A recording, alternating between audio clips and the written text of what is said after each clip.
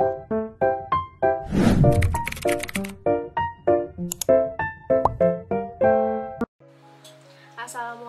warahmatullahi wabarakatuh. Perkenalkan, nama saya Nur Malati. Saya dari kelas KSMP 21A Manajemen Katapang. Di sini saya akan menjelaskan tentang perilaku organisasi. Selamat menyaksikan ya teman-teman. Nah, sebelum saya menjelaskan tentang apa itu perilaku organisasi, terlebih dahulu kita harus mengetahui apa arti dari perilaku dan apa arti dari organisasi. Nah, yang pertama ada perilaku. Perilaku adalah sebuah tindakan, perbuatan, sikap, respon maupun reaksi dan stimulus yang kita dapatkan dari luar maupun dari dalam diri kita, yang disertai dengan kecenderungan untuk bertindak. Nah, selanjutnya di sini saya akan memberikan contoh kecil dari perilaku dari dalam diri. Contohnya ketika kita sedang lelah atau capek. Nah, tindakan atau perbuatan sikap yang akan kita ambil itu seperti apa?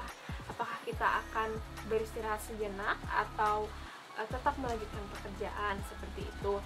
Lalu ada contoh perilaku yang berasal dari luar. Saya ambil contoh kecil seperti misalkan di luar hujan nih. Nah, perilaku atau tindakan apa sih yang akan kita lakukan gitu? Apakah kita akan diam, berteduh, ataukah kita akan tetap melanjutkan perjalanan? Nah, seperti itu teman-teman. Nah, selanjutnya kita akan membahas tentang organisasi. Apa sih organisasi itu? Organisasi adalah wadah atau tempat sekumpulan individu, 2 orang atau lebih yang memiliki visi, misi, dan tujuan yang sama. Nah, contoh dari organisasi itu adalah keluarga, yang ada struktur organisasinya ya, seperti ayah adalah kepala rumah tangga, ibu, dan ibu itu hebat ya, memiliki beberapa jabatan gitu di dalam rumah tangga, bisa jadi sekretaris, bendahara, seksi maupun apapun itu ya. Lalu ada OSIS ketika kita masih SMP atau SMA, lalu ada UKM atau unit kegiatan mahasiswa ya kalau kita sudah berkuliah, dan banyak yang lainnya juga teman-teman. Nah, selanjutnya di sini saya akan menyampaikan definisi perilaku organisasi menurut para ahli ya.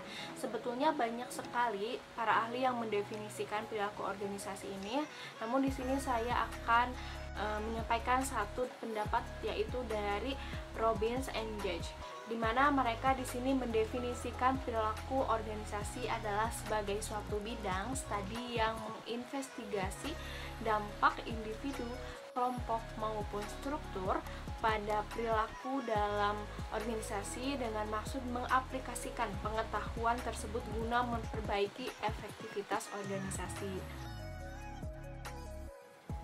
Definisi perilaku organisasi secara umum adalah sebuah penerapan pengetahuan bagaimana orang, individu, dan kelompok bereaksi atau bertindak di dalam suatu organisasi untuk mencapai kualitas kinerja tertinggi atau kualitas kinerja yang memuaskan. Nah, selain itu, perilaku organisasi juga mempelajari tentang dampak individu atau kelompok ya terhadap organisasi tersebut. Nah, untuk membangun sebuah citra, tentunya adalah yang kita harapkan adalah citra positif ya yang dibangun oleh organisasi. Lalu saya akan menjelaskan tentang karakteristik dari perilaku organisasi. Ada 3 karakteristik dari perilaku organisasi. Yang pertama ada perilaku atau personality, yang kedua struktur, dan yang ketiga ada proses.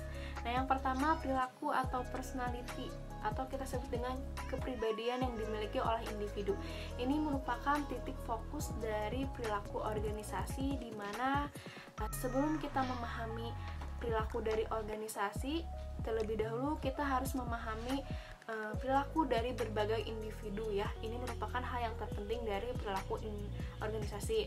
Lalu yang kedua ada struktur. Nah, struktur ini berkaitan atau berhubungan dengan bagaimana kita dapat merancang atau mengatur pekerjaan sebaik mungkin kepada orang yang tepat supaya tercapainya efektivitas kinerja. Nah, Lalu yang ketiga ada proses. Dalam perilaku organisasi, proses yang dimaksud ini adalah interaksi atau komunikasi yang dapat kita berikan atau sampaikan kepada orang sebaik mungkin ya, supaya informasi yang kita dapatkan itu tersampaikan.